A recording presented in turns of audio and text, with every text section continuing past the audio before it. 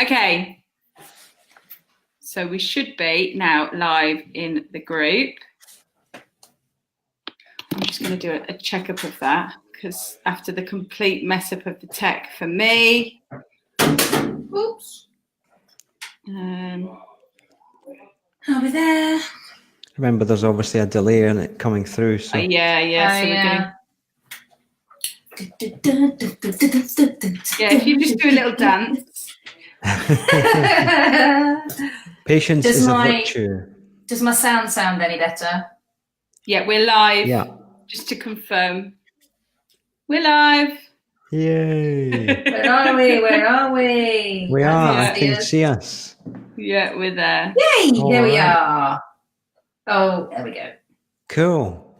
Yeah, so we're running a bit late. Never mind. I have had an absolute nightmare. So basically, about 45 minutes ago, my dog chewed up my charger lead for my Mac. and it's on like 13%. And I'm like, oh, God. And I don't have time to go to the Apple shop, which is miles away. So I was like, quickly managed to track down a friend with a charger that she can lend me. So tomorrow I'm off to the Apple shop. It's like school homework. I know. You just the dog's chewed up my book. Believe it or not, that's actually happened to my children before. I can imagine in your house, Dan. I know, it's a madhouse, absolute madhouse. Oh dear. I'd just like to point out the backgrounds here. This is really funny. This is Fraser and Fraser's background. Very perfect, all nice and neat. Everything's like perfectly tidy. And me and you are just like complete chaos. Yeah, if you saw my desk right now, Fraser, you'd have an absolute panic attack. Well, if you could see my desk, it wouldn't be reflected in what you can see behind me. Oh, okay. We'll let you off then. Okay. But, right. We've got a comment. Let's kick it off, eh? Yeah. So who have we got on live? Who have we got on with us? Can we see? Oh, we've got the funny delay thing going on as well, haven't we? So there is, everybody that's watching, we do have a little bit of delay from the software that Dan's using for us to be able to, all three of us, live stream together to actually, when it comes on in the group, there's a little bit of a delay. So if we ask a question, we will pause for a little bit just to give you time to basically, just cope with the delay. This is really weird, isn't it? We'll take a bit of getting used to. I know. I'd just like to point out that we this is the first time that we're using this software, so obviously there might be a few kinks for tonight. It's Sarah Quinton. She's saying hello to everyone. So hi, Sarah. Hi, Sarah. There we go. Cool. Yeah. So we've just got Alexandra now. It's coming through. There we go. Oh, hi, Alex. From Scotland. Right. Alex was one of my Forever team up in Scotland. She owned a big stud. Well, she still owns a big stud up in Aberdeenshire. Oh, lovely. So Craig Manchey stud. Hundreds of horses up there. Oh, wow. Nice. So, yeah, fellow brilliant. Scott. Good. I'm not the only one tonight then. No. Yes, no, you're not on your own tonight. You're not the lone Scottish Ranger. I'm not about to try and do my little Scottish word impressions because it really didn't go down that well last time. We'll hold you to that for Friday, right? That can be what we can do at the end of the week. Yeah. I'll prepare you all. We used to, whenever we used to have our builder all meetings, it all used to be Pizza Friday. So maybe we'll have to do something weird like that on Friday, and everybody brought pizza because Eric Salgado absolutely loved pizza and he had to have pizza on a Friday. So we'll have to do something with Friday for sure. Yeah, a little celebration. Scottish Friday. We'll all have to have something Scottish. That would have to be haggis then, but no, I don't eat haggis. We're not going to do that. Haggis pizza. What is haggis anyway? You probably don't want to know. Oh. Is it that really grim thing? I think, yeah. It's a little animal that runs across the face says it all. Fields and the hills, and they're really hard to catch. But if you can catch them, no, it's I don't eat haggis. It's not particularly appealing. You can buy vegetarian haggis, which is okay. I don't mind that. But Yeah. yeah, it's got things in it that don't appeal to me. Let's just put it that way. Lovely. It's one Right. of those foods, right? When you don't know what it is, it's probably delicious. Oh, When okay. you're young, and when your mum tells you what it is, eventually you say, "Really? I'll just not bother," you know? Yeah, but I feel like that about black pudding. Exactly. Yeah.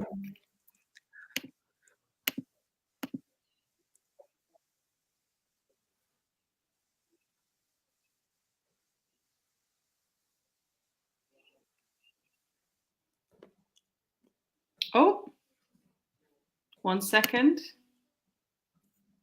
We seem to have lost Justina for a moment there, but she's back. Oh, don't know what happened there. Not sure what happened. Love to Give is Katie Diaz, and Hi, I'm working Katie. on Katie's website for her at the moment. She's got a fantastic gift store. It's really good. Ooh, I've just been over Let's to have a her nose. place. Oh, she's got some fantastic stuff. It's definitely well worth a look. And she's doing some great workshops and all sorts of things on the go. Very entrepreneurial lady. So, Fab. yeah, great. So should we get started then? Let's do it. Okay, so day one, what we're going to be talking about tonight, and I hope we can cram all this in. We're going to be talking about why we're in business, why people are in business, and hopefully we'll get a bit of feedback from everybody else that's online with us as well. And then a little bit about mindset and where we consider ourselves and what type of business owner or entrepreneur we consider ourselves. And then sort of expanding on that to mindset and business mindset particularly, and how that can affect you with your success, or, you know, how your business progresses in the future. So should we start with us? So Fraser, why are you in business for yourself? Yeah, so and this is good. It gives us a chance to introduce ourselves for people who don't know who we are necessarily. Yeah. So I'm Fraser. I'm from Scotland. I'm 44 years old. My goodness, it sounds like a kind of a dating thing or something like that. I'm introducing myself. I don't live in Scotland. I'm exiled. I live in the Canary Islands in Spain. I've been out here for 6 years, and I've been in business for myself for probably about 15 years, 16 years. And I've tried many things. I've had different businesses. Some were successful, some were not successful. But I've always had an entrepreneurial kind of streak in me. And it was always something, you know, when I left school, it was kind of just a case of get a job and, you know, be programmed to be one of the tribal workers. And that was all I knew. And then I was never happy with that. And eventually I thought, come on, there must be more to life. So I became self-employed. And more recently, in the last 6 years or so, I got involved in network marketing, and then internet marketing, affiliate marketing, now coaching as well. And for me, I just love it. And this is how I met you two guys, of course, was through network marketing.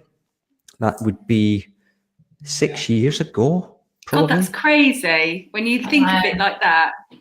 It really is scary. And, you know, when I think back to how we were at that time 6 years ago, I know, and what we didn't know, right? This is the thing. Yeah. We thought we probably knew a lot more than we did. Yeah. That's kind of crazy. And I wish I knew what I knew then what I know now. Then right? what? Yeah, I agree. But that's another story. That's what we're going to cover in this week, and that's what I'm excited about. Is because between the three of us, we've got different skills, and you know, we can share lots of value with you guys, and that's exciting. So we'll go into that more. I don't want to talk too much about that now, but yeah, I'm a real person with a real story, and I've had a real struggle in my life with different things and challenges along the way. But I love being in business for myself and meeting like-minded, positive people like you guys, which is great, you know? Yeah, definitely. And you, Dan? So it sounds like cliche, doesn't it? Similar, this sort of story. You know, I love work. I love helping people, and it was always something that I wanted to do. I first left school and got into teaching, and absolutely loved that. But I never was able to pick my own hours. You know, I was always having to work around other people and the school hours and stuff. So I was always kind of pushing to do something else. Stumbled across network marketing, and that just kind of totally opened up my eyes. I was able to build a business that was, you know, triple, quadruple what I was earning. And it gave me that little snippet of the lifestyle that I absolutely wanted. You know, I didn't want to have to be stuck down in an office or in a classroom. I just wanted to be able to do the things that I enjoyed, which was fab. You know, it really did kind of massively open it up for me. Then whilst doing that, I decided that I wanted to try different things, all, you know, online based. So I've done online coaching, I've done SEO. So, you know, I've kind of ventured out into all different areas, and, you know, like the same as Fraser, some have absolutely been a success, others have not been, but I think that's all part of it. You know, it's all part of the journey that you go on to be able to find what works and what doesn't work. And that will happen in anyone's kind of story, but that's what we're here for today, to show you what not to do as well as what to do. Yeah, definitely. And don't you think, when you look back on everything that you've done from a work perspective over the years, that it's all connected, it's all part of the journey, and Definitely. you know, it's very much who you are now. You've sort of, your journey has happened, I don't know if everybody believes this, but your journey has happened for a reason, and each set of skills or each job or work experience has sort of then taken you on to the next part. And it's just peculiar how it all sort of evolves. But I really, really do think that, you know, that is what, you know, what happens. And it's just so incredible, isn't it? When you look back, you get back to a point. Hi, Nat, it's great to see you. Hi, Nat. You know, like Cameron Murphy, you know, he's very young, you know, he's just starting on his journey, but he's got a very wise head on young shoulders, and he's from a very entrepreneurial family, Scottish background as well. Fraser, all the Scots tonight. Yeah. Now we're outnumbered, Justina. I know, it's terrible, isn't it? Oh, hi, Bruno. Hi, Bruno. So yes, we've got you know, a real set of skills. I mean, myself, I've always I think that entrepreneurial spirit was drummed into me from a very early age, because, as most of you know, I've got an obsession of horses, and they're the most, and like you, Dan, and they are the most expensive creatures that ever walk the face of the earth. I can second that one. Yeah. I'm sure a lot of people on this call can also. Exactly, yeah. And you know, my dad was never going to hand me everything on a plate. I mean, you know, not a massively wealthy family either, so he couldn't just go out and buy me the best of everything. So I had to work for everything, and he was always like, you know, you want X with the horse, you've got to pay for it, you've got to work. So, you know, that's what I did. You know, from very early, I clipped people's horses, I taught people riding lessons, I did whatever I could do to earn the extra money to do what I wanted to do with the horses.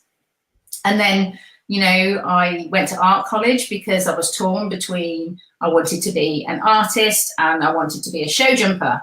And neither of them paid very well. So it was a case of, and that went out the window. Yeah, so, you know, my first job out of art college, I worked for a company that hand painted perfume bottles for companies like Harvey Nichols and Harrods and stuff, which was great because I went straight into a good role there.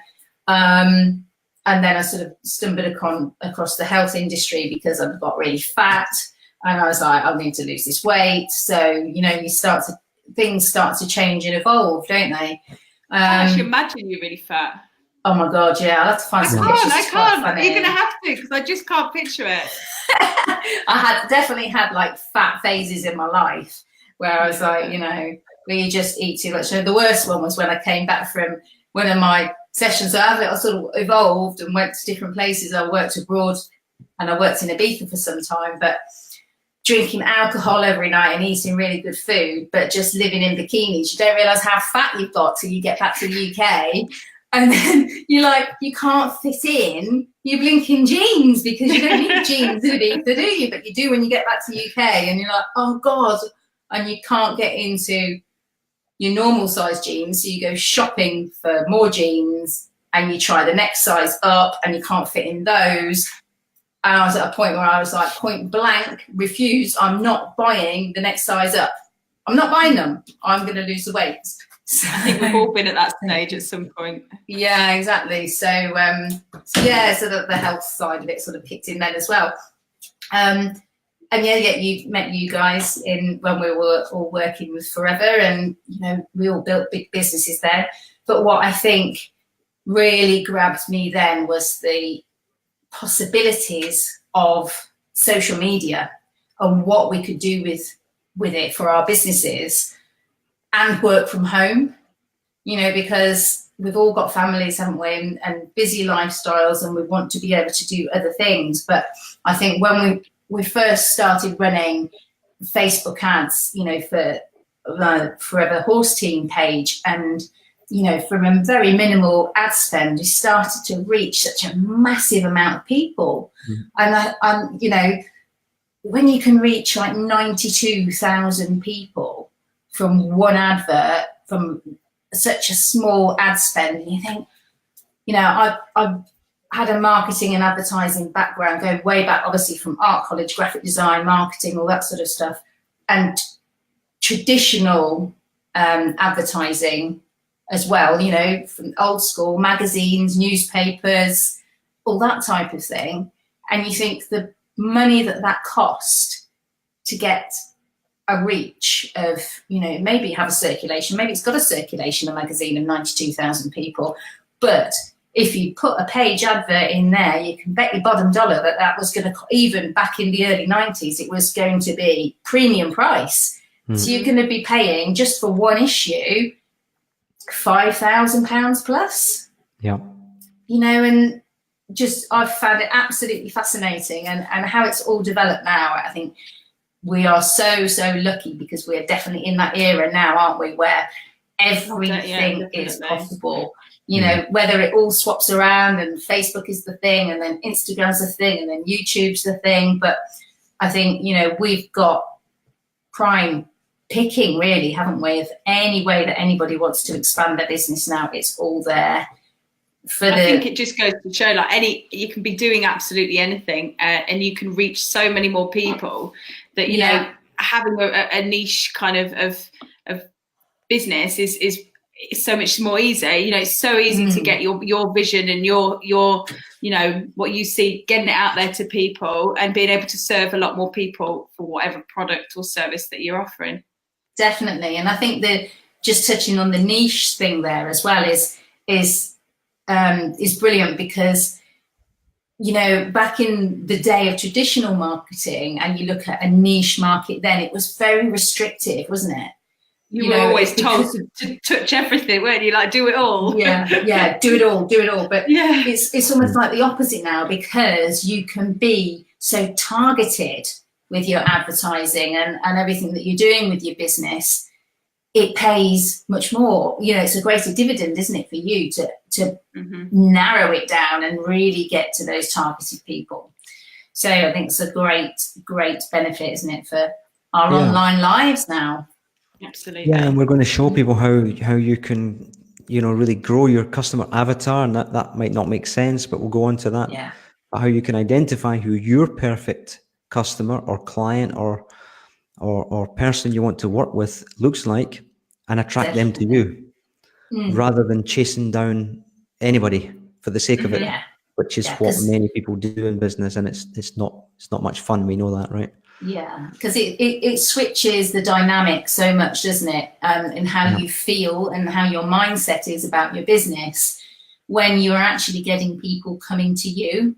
And before, it might have been from traditional advertising or word of mouth recommendation, but now we can create something that is targeted towards our ideal customer, and it talks to them in a way that engages them and almost pre-qualifies them before they actually speak to us, which was one of the big things that we always did. or started to do very, very shallowly probably before. But now we've got the tools to be able to do that. So yeah, so it's great. So I suppose one of the things I heard on a workshop not all that long ago was, how do you think of yourself as a business owner? Or you know, do you think of yourself as a self-employed person? Do you think of yourself as a business owner? Do you think of yourself as an investor? Or do you think of yourself as an entrepreneur? Just to jump in there and say, for anyone watching the replay, yeah, we can't get to your questions on this live, type that in and type replay. So we can come to your questions, not questions, your comments, you know, after the event's finished. But for anyone watching live, we can, you know, we can talk about those now and we can jump right in. Yeah, we want to make it as interactive as possible. Yeah, so you guys that are on now, I don't know whether, could one of you type in the comments maybe, do you consider yourself self-employed, business owner, investor, or entrepreneur?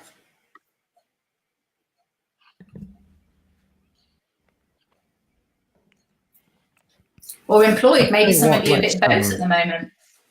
Let's tackle that ourselves and give the others an opportunity to think about that. So it's a good question because it changes over the years, I think, as you develop and grow, you know. Definitely, yeah. I think I probably started out as an entrepreneur, but now I'm not even sure what I would class myself as. But certainly not just an entrepreneur. It's much more than that. More of an investor, I think, because the business has kind of evolved from that early ideas stage. Now I'm full of ideas all the time now, but now it's more a case for me of, you know, opening up new income streams. Yes, doing more things that are a challenge and that I enjoy, and then you know, investing more into my business and reaping the rewards of that and investing into other things. Now that could be, for other people, that could be property or bricks and mortar or whatever, but the business has come a long way since the first day, you know, especially in network marketing. Definitely. A lot of people come into network marketing and say, I'm a business coach, or I'm this or I'm that or the next thing, but they really don't know what they are. So it's good to have a think about that. You know, definitely. We've got some comments. Natalie, Gerald. Natalie is one of my old school friends. And Natalie says she considers herself a business owner. Sarah Quinton says she's not sure at the moment, which is fine. We want to help you actually, you know, help you get a feel for where you are really with your business and your positioning, if you like. And oh, hi, Hannah. Hannah's just come on as well. Hi, Hannah. So what would you say, Dan? Where do you feel? It's something that, you know, I've actually been considering this over a couple of days, and I still kind of flip between entrepreneur and business owner. You know, I own a couple of different businesses, so that's why I would class myself, I think, as a business owner. But I'm always kind of changing and adapting that. I've always got ideas of things to. So, you know, so I'm flipped between the two. It's entrepreneur or business owner.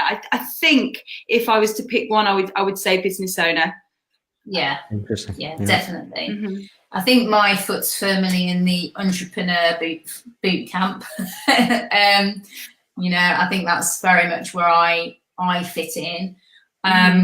Although I've got half a foot in there with you. One foot. Yeah, one foot in. Yeah, and I think I would like to actually change that around. Well, I have actually started to make some steps to change that around to investor, because, you know, now I've taken my digital marketing business, you know, it's going more towards agency. So, you know, I feel that that's more of a investment type scenario, the way that's moving to. And my sort of, I suppose my definition between the businesses is that for investor and entrepreneur, you know, those two sort of boot camps, if you like, would be a position in your business where you are, or a position that you are developing your business to something that potentially could be sold at some point. So, you know, I think the difference is when you're self-employed, you feel like you're very much in that business. You're working for yourself, and it's sort of a little bit more of a hand-to-mouth existence. Does that make sense? Right.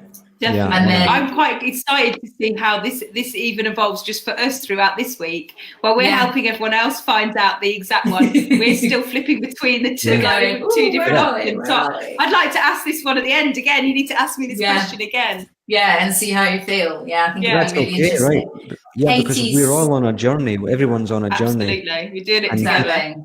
Yeah. They are. Whatever you do, and whoever posted this, love to give. Who is that? Yes, that's Katie. Katie Diaz. Katie said, not really thought about it before, but probably would probably have said business owner before, but now maybe entrepreneur, as I'm still testing ideas and seeing what's going to work. Now, that's a crucial point, I think, because it's really good to be open-minded in this whole journey.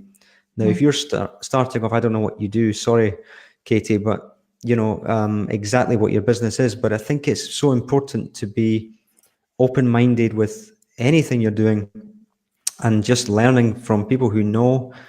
And as you go along the journey, sometimes it kind of takes you in a path that you didn't expect it to take you, and it has for us guys.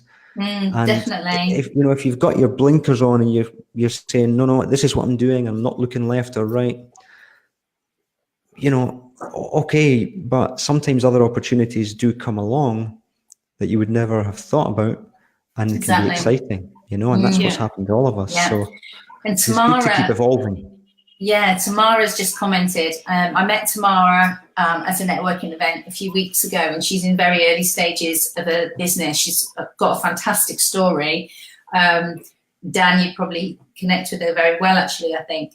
So Tamara says, I always think self-employed, but I don't really think this is a very inspiring way of thinking. And Sarah's just commented, yes, she agrees with that. I like the fact that you pointed that out, because I thought the same for a long time, but I think that all boils down to our mindset of the words and stuff, because before I was self-employed, all I ever wanted to be was self-employed, and then I became self-employed, and I was like, yes, I'm self-employed, and then I was like, oh, but I want to move further. So, but that was something. There were the blockages that I was putting in my own head of putting myself into the little boxes. And this is what this is so good about, because you can literally open it all up and just decide for yourself, and not look at any of them in any kind of negative form. Yeah, and I think that is the thing, isn't it? And it is very much like Fraser said. It's about growth, and when you actually start to think of, oh, actually, I do work for myself, but I'm more than that. I'm so much more than that. And that's when you can really start to evolve as an entrepreneur, or whatever category you feel you fit into best. But it's almost like, okay, right, we're really going to help you move with that. And as Dan said, it's about mindset, isn't it? And how we consider ourselves as business owners, and what we really feel about our business at that point in time. Yeah, and I think that for anybody who's in network marketing on this live or watching the replay, just have a think about that, because network marketing companies and leaders are a little bit guilty of recruiting people and saying, don't worry, we're going to show you how to do this and it's going to be easy, and bish bash bosh, Bob's your uncle. It doesn't really work like that, and we've learned that as well. You have to take 100% responsibility for your business. It's not your upline's business, it's not your downline's business, it's yours. And when you do that, when you take responsibility for it, everything changes. If you blame your upline, I never had the support from my upline, and there were no business meetings close to me that I could go to. That's all. These are just excuses, right? It's your business, and if you want to make it work, it'll work in any business. Yeah. But I think Danny's dropped off. But as long as you take responsibility for it and get the help that you need sometimes as well, and that might not be from your upline, could be from anyone, but there she's back. It's your business. So have a think about what category you fall into, you know? Yeah, Natalie's just said she's in network marketing. She totally agrees. It's, you know, it's very easy, isn't it? In especially in network marketing, I think, because obviously the leaders understand that they want duplication and they need duplication to make their businesses grow. So they do one or two things. They either teach their downline what has worked for them, or they teach their downline what the company says to do. And that's very, I can't think of the word. It's very sort of railroad, isn't it? You know, two track. It's following sheep's, you know, over and over again and repeating it. And that's the key to anyone's business. It is absolutely important to find your own personality to put into, whether it's network marketing, whether it's whatever it is you're doing, you have to put your personality into it. You've got to have, you know, people have got to see that passion and that drive. And if you're following someone else's system, it's not going to work. You know, that's not what we're teaching here. We're teaching you the system that you can then use and adapt it around who you are, you know, move it forward from there rather than following something else. And it's interesting, isn't it? Because if you think about it, you know, the success I had with the horse team was because of that. And do you remember all the kerfuffle that that we had, because I was sort of branching out and doing something that was not the norm. It was different. Yeah, and the feathers it ruffled, and the people, oh my God, the drama and everything. I had so many problems as well through the same thing because I did things differently. Yeah. And it was such a shame because I think now, you know, things are different and it's a lot easier, but it was just so new at the time to do things differently. And I think people totally freaked out about that and were like, hey. You're like, you're being a bit weird. So it is, but it is, it's you know, it is crazy, but it's very much, so we just got a couple of comments. So Sarah saying, yes, she agree. If you don't fit into what they're teaching you, it doesn't work for you.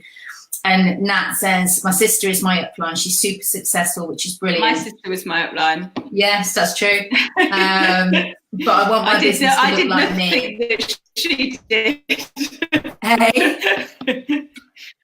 I said I did nothing that she did. Not that we just did things totally different, but actually that worked. Yes, totally. Yeah, so Nat says, you know, she wants her business to look like her, which is great. Her sister totally understands, which, you know, we didn't always have that, did we? But, you know, finding your personality is for your business is ultimately what everybody needs to you know, dig really deep and find, because, you know, people buy from people, don't they? You know, you can create the most amazing brand out there, and it can look fantastic and everything else, but if it hasn't got some sort of soul behind it, people feel that and they recognize that, don't they? And they just you know, on the flip side of the you know, the market that we're in, we've got social media, so you can put yourself out there, but on the flip side there's lots of people doing it, you know, but you can really stand out by just being you. You know, that's what's going to be one of your biggest selling points. You know, I just did a coaching call the other day and touched on that with a woman, a wonderful woman in Scotland, who said to me, Fraser, the problem is, how can I compete with all these other people who, you know, are doing the same kind of thing as me with attraction marketing? What makes me unique? And I said, you do. You make you Nobody's unique. the same as you. You're wonderful. This woman from Scotland who's got something that's so different to most people because of the way that you deliver your message and all of that. And, you know, here's the thing with network marketing. When you come in, especially if you come in under someone successful and you try to share their story with your prospects, and you're going to have to pardon my French here, but nobody gives a shit about your upline success. Nobody, it doesn't matter. But, like you touched on just, you know, people buy from people, or people want to work with people who they know, like, and trust. Now, if you've just started in network marketing, that's okay. You can still build a team. You don't have to boast about your successful upline. it's just so irrelevant, you know. So someone just made a comment in there about building their own business. See if I can find it. Nat, yeah, my sister is my upline. She's super successful, which is brilliant, but I want to build my business to look like me, which is just exactly what we're talking about. You know, branding definitely. Yourself and attracting your customers to you, you know. And I think sometimes it can be something really simple, can't it? Especially for network marketers. You know, it might be something that you don't even consider is anything particularly special about you, but it might be something that actually people connect with. So, you know, say, for example, it's your busy, crazy life, you know, so many, honestly, so many people connect with that. People think that my life is absolutely mental, literally, like, yes, how do you do it? How do you do it? Like, and I'm always like rushing here, rushing there, picking this up. But you know what? People love it. They love it because they're the same, and they, you know, everyone's like, I'm very open about it, and I don't, you know, when I first went into, we're talking about network marketing again. I know not all of you, sorry, are in network marketing, but it applies to both. It's just that I happen to be, I started my journey in network marketing, but it was all about, you know, fake it till you made it, and all the, you know, look good, look pretty. I never do. I never look good, and I never look pretty. My selfies are not amazing. I take no effort in it whatsoever. But people love the rawness of it. You know, they're fed up of trying to see these Photoshop pictures of looking great and wonderful. They like the rawness of it, you know, and that's become my niche. It's become my thing. And you know, it just goes to show that, you know, you can follow the system that other people are doing, but it doesn't always work. You know, I'm not going to say it doesn't, and don't listen to your upline and stuff like that. That's not what I'm suggesting. I'm just saying find your own little way through it. Yeah. You know, when if your upline tells you to draw up a list of 100 names and contact them all, right? Sound familiar? If that worked for them, right, and they found 2 or 3 superstars and they grew a big business on the back of that quickly, good luck to them. If that works for you and you get off to a flying start and you do it that way, good luck to you. Go for it. It's up to you. But the fact of the matter is that doesn't work for most people. You have to do more than that. So, and it's the same. It works the same way with people who are trying to build, you know, their own personal list with their business, not in network marketing. That's exactly the same, you know, message there as well. Yeah. If you've got a traditional business, my first business was a carpet cleaning business. And okay, never knew that. Yeah, I never knew that. I'm learning so much about you tonight, Fraser. It was such an education in marketing. I did a course. I became a qualified carpet cleaner. It wasn't rocket science, but I had to do the course. I bought a van. I bought the equipment. I bought the polo shirts and I branded it. I even designed the logo myself and stuck it on the van. I think the business probably cost me about £5,000. So it was a little investment, a chunk of money. I got the website done, which looked fantastic, or so I thought. And I waited on the Monday morning for the phone to ring and for customers to book me in. And what happened? Nothing. Nobody phoned me.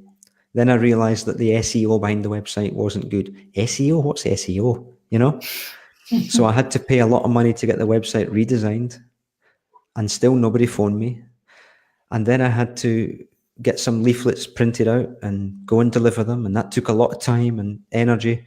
But it was a great lesson in marketing, because if you're not out there in front of your customers, nobody knows about you. You can have the best equipment and the best techniques and the best carpet cleaning machine in the world, but if you're not marketing your business, and it's the same for you guys with your business, no matter what you're doing, network marketing or traditional business, you could be the best at what you do and have the best opportunity, but if you don't know how to market it properly, you might as well pack up and go home. And that's what we're going to teach you. Yeah, definitely. And one of the other things, just to touch on as well, we're going to talk about this more in the week, is when you do find something that is working for you, do more of it. You know, it's easy, isn't it, to get, so, okay, well, Facebook ads are working really well for me right now, but somebody's talking about Instagram and somebody's talking about YouTube or other things, and you can start to take your eye off the ball of the avenue that is working for you at the moment. And so I think it's being busy. yeah, exactly. So it is really important to keep your eye on the ball, do more of what's working, and if you want to look at other areas and maybe bring other areas into the business, that you start to test that while that's still running strong, and keep adding marketing budget into that strong channel. But you know, you can start to test and build behind the scenes to sort of bring that another one side and alongside with that, and see if that is actually going to be as effective. Because I see a lot of people that they take that eye off the ball with that, they start looking at something else, and that dies, You and also they lose don't the have momentum. you don't have to do them all either. You know, you don't No, have to. no. I really don't. Exactly. I don't Yeah. focus on too much, because I know in the past that has made it all fall apart. And actually, just by focusing on one channel, that has made my business, you know, boom and smash. And I've got that to a T. So why do I want to make my life more chaotic? You know, I've done other things in other channels, but they've not been the same business. And I thought, that works for that one. But not having too much going on, because it just, you know, with me, I'm very much a visual learner, and a visual anything, learner, creator, everything I do, it has to be visual, and I have to be really structured with my time. You have to break it down into tiny little chunks, as I know you guys do too. And I've got loads of little tools that I cannot wait to share with you for that as well. Awesome. Cool. Looking forward to that. So should we just go on to a bit more about sort of mindset? And I know, Dan, we're all massive mindset lovers, aren't we? I think, you know, your mindset really is key, isn't it? And to any business owner. And one of the things that is very often missed out is working on your mindset. It's one of the most important parts of it. Yeah. And I think when you are working by yourself, it's even more important. If it's just you by yourself, it is even more important, because it's got to be your inner chimp that keeps you going, isn't it? You know, you've got to keep working on it, because it's very easy to have the little person on your shoulder that's bleating away in the background, that's starting to talk negative and to give you negative thoughts about your business, or, well, that's not working so well. Oh, I'm not any good at that. Or I can't do that. And before you know it, it's started to sort of tumbleweed into something that's embedded itself in your subconscious that actually stops you from moving forward. It's really important to focus on those, definitely. Yeah. And I think top tips for mindset, we're going to go into it a bit more in the week, but I think what would be your guys' top tips for working on your mindset daily, you know, or at least Monday to Friday? Well, mindset is a subject that we could talk about for a week. Yeah. Without doubt, you know, yeah. I'm conscious of the time. We've probably got about 10 minutes left or so. Yeah. I know these guys have got other things to do as well, but it's such an important topic that, you know, we'll touch on it now, but we'll go into it in more detail. But, Definitely. you know, and you'll hear a lot of so-called mindset experts telling you, well, you need to, you know, get a dream board, you need to do some visualizations, and they don't really have a clue what they're talking about. It's so much more than that. What tips can you have? The number one tip I would give anyone in mindset is never stop learning. Yeah. Never stop reading books and learning, and not just the same old books over and over again. But once you start learning about mindset and the possibilities, you know, your mind can be blown. No pun intended. You'll never stop learning, and you could take it to just, you know, the stratosphere. So always work on your mindset. And when I say that, I mean daily, every day. Yeah. Take 20 minutes, 30 minutes to meditate, to visualize, to do affirmations, whatever, you know, we're just touching on it here. Yeah. I mean, that's something that I definitely agree with there, Fraser. You know, it's something I practice on all the time, and I still to this day seek constant training and development in this area. I have done lots of courses on this. I specialize in Raja Yoga, which is a completely different form, and I will go into it all with you. But I still, to this day, do not see myself, no matter what certificate I've got to say I'm at this level or that level. I still need help, and I still call up, all my, people that I did it with. We're still really good friends, and we're always supporting each other. I'm still doing courses at any possible opportunity I can get, because for me, this is not just important for my business, it's important for my overall lifestyle, everything. And I would not have been able to get where I am today. One other tip I would definitely point on is changing around your complete mindset towards a failure. We're all literally, if you do something wrong, which everybody is going to do within any business whatsoever, you cannot get everything right. That isn't a failure. Don't look at it like I've messed that up, or the branding's completely wrong, or I've been focusing on the wrong area. It's just a learning curve. It's just a stage that you've gone through, and you've got to really flip that way of thinking. Because, for me now, when I mess something up, like tonight, I left my charger out, my dog chewed my charger, and I was just like last minute, boom, boom, boom. But you know what? It will all work out in the end, and you have to stay focused on that. I think if you then really focus on the negative, it just snowballs, and it moves on and on and on. And I know it's so easy for somebody to say that, but it's something I know is the case, because I've lived it, and I've done it through, and I've changed my mindset. And now, even though sometimes it can be touch and go, I was literally, these guys were like, where the hell are you, Danielle? It worked out in the end. But Dan, can I just touch on a point? This is really, really interesting. I forget, is it Katie? Love to Give? Yes. Katie, you make an interesting point. You say you're guilty of not having a great mindset. So one little tip to give you on that is just be aware of your language. Now, if you use language like that, I'm guilty of not having a great mindset, then you'll probably always not have a great mindset. And you can kind of just gently turn it around and change your language and say, I would like to work on my mindset. Or and even a small distinction there, you might say, I need to work on my mindset. Well, you don't need to do anything. I'm prepared to, I would like to, I would love to. Just take care of yourself and love the way you speak to yourself. And don't beat yourself up about it all the time. Don't beat yourself up. No, you can change it if you want to. There's an example. You've pointed it out. That is something you need to work on. So it's not negative. It's actually a massive positive, because you've realised that now is the moment that you're ready to work on it. So well done. I can't remember your name. Sorry, Katie. I'm really bad with names, and I mix my own children's names up. So I'm sorry. Honestly, I'm terrible. I call. And I even have Jamie, Jacob, and I've got two with very similar names, and I still mess it up. It's funny, isn't it?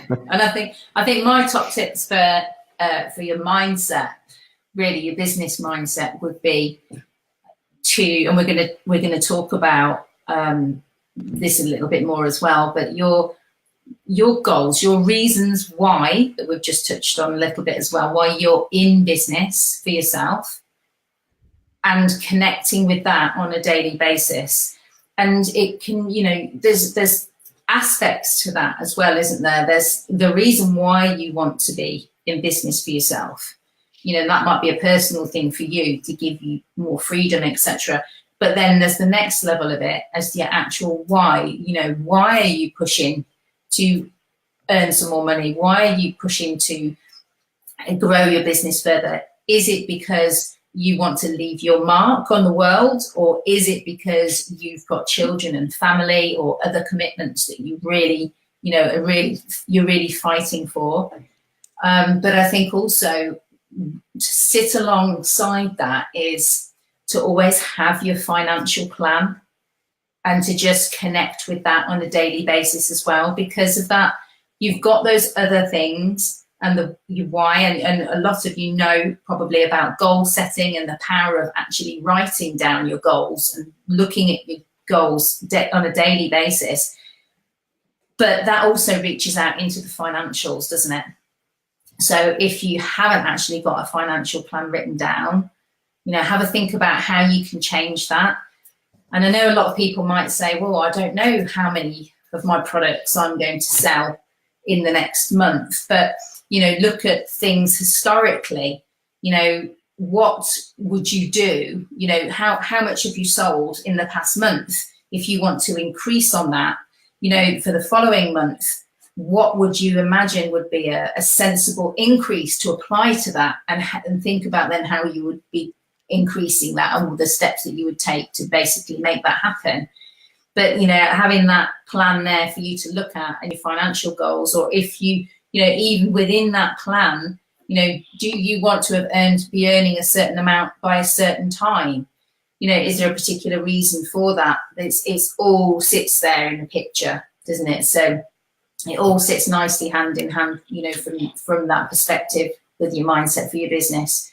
You know, looking at your inner talk as well as what's actually down on paper.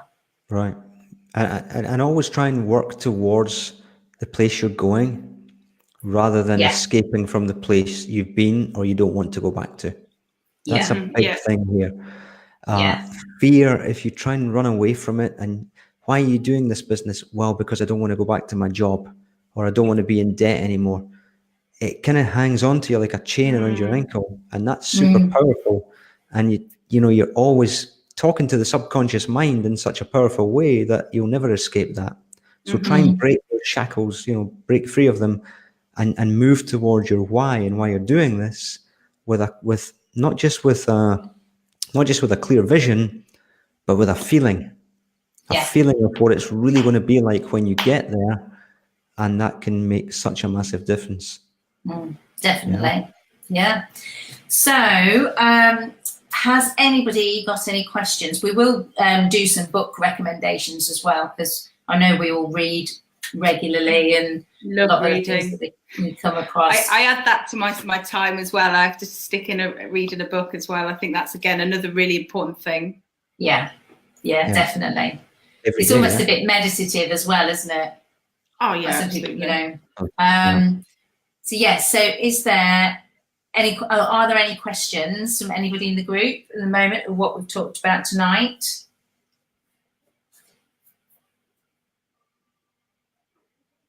Even if we have a bit of a delay on this, again, we'll be around to answer questions within the group. And if you have any questions, either, you know, add them to this feed or just put them in the group. You know, one of us will pick them up, if not all of us. Definitely. And even tomorrow, you know, questions on this. Yeah, throw questions down. Definitely, we can go over them. We will be about. It's not that we're not going to answer any questions after this. We'll be around for a while. Yeah, I'm an hour ahead of you guys. Oh, you are, aren't you? Yeah. That. Oh my God, I'm an hour ahead. Bedtime. Yeah, I've got my pajamas on below this level, so. What we've got? Debbie Evans Milne. Do they come as Audible books? Only that I listen to books as I work. All right, okay. Yeah, some are Audible. I like to do that as well. I love to read. I'm a big reader, but I also like to get things to download. Whilst I'm driving, I like to listen to things. As for me, it's a waste of the time. And like I said, I'm really on it with my time management, and not anything goes missed. You know, I'm always trying to find ways to do it. So when I'm in the car, I always like to play my audiobooks as well. So yeah. And when you're cooking, when you're cleaning, when you're in the shower, whatever, they're wonderful audiobooks. Someone else mentioned a book by Paul McKenna. Who was it now? Oh yeah. I can't see the person's name. Yes, Sarah Quinton. Yeah. I have a great CD. I listened to Confidence by Paul McKenna. The first mindset book I ever bought was about 15 years ago, and it was by Paul McKenna, and it was, I think, Change Your Life in 7 Days, something like that. And it had a CD that you listened to, and you had some daily kind of mindset things to do, and it was quite a basic book, I would say, but it changed my life. Not in 7 days, I don't think, but it did. It led me on a journey to mindset change. Definitely. Wonderful books, these books. So whatever you're reading is great. Really. Yeah, I'm a big believer in affirmations. Again, that's something that I practice daily as well. Yes, that's another great tip, isn't there? You know, I think maybe we could even, you know, going on from this, we could probably do like a whole workshop, couldn't we? Really on mindset and stuff as a separate thing, because it's such a massive subject. Massive. Massively important as well. Yeah, brilliant. So, I think the main takeaways from today really are, you know, people is giving people some tools. We're going to give you some steps and things that you can we'll probably create you a download or something of mindset tips and things that you could get into your daily routine. I know, yeah, Miracle Morning, Hal Elrod, yeah, is a brilliant one. And yeah, getting up ridiculously early, that's just, yeah. But we won't talk about that bit. But yeah, I think, you know, there's a lot we can do to help you with your mindset. I know Fraser's got a daily method of operation coming up for you guys. I could say it at last. I could say it. You went right to the nail on that one. You saved it for the very moment it meant something. Yeah. All about the mindset. So yeah, brilliant. Yeah, we were gonna get a load more stuff together for the rest of the week. So if there's any more questions, let us know. Sticking at it is the thing. Yes, with mindset. Definitely. Working on it constantly. Constantly. Now my dog's starting getting off. Working on my mindset. You need to come work on my mindset. Get off the computer. I want some attention. Yeah. I know. Yeah. So I think then we'll wind it up then for tonight, shall we? Let Dan go and sort the dog out. Yeah. Cool, I've got nice. 8 dogs. 4 of them are puppies. So I'm now going to get off and stop them from all going off. Brilliant. Okay. Fantastic. Thank you guys so much, and thanks everybody that's come on to listen to us. And we'll look forward to seeing you all tomorrow. Good night, everyone. Good night.